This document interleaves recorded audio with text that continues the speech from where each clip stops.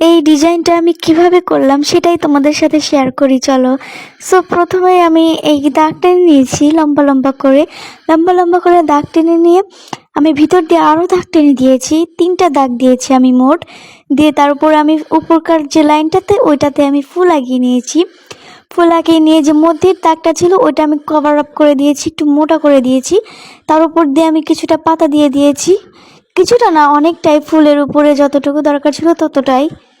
তারপর ছোট ছোট গোলাপ ফুল যেটা উপরের যে ওইটাতে আমি ছোট ছোট গোলাপ ফুলের মতো দিয়ে পাতা আঁকে নিয়েছি।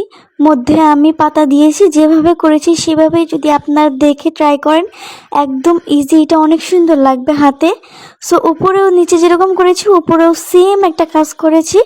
আর উপরে নখের ডিজাইনে আমি একদম ওই কণা কণা লাইন টেনে নিয়ে তার উপরে আমি একটা স্কোয়ার টাইপের একটা দাগ টানিয়ে নিয়ে ভিতরে পাতা দিয়ে দিয়েছি।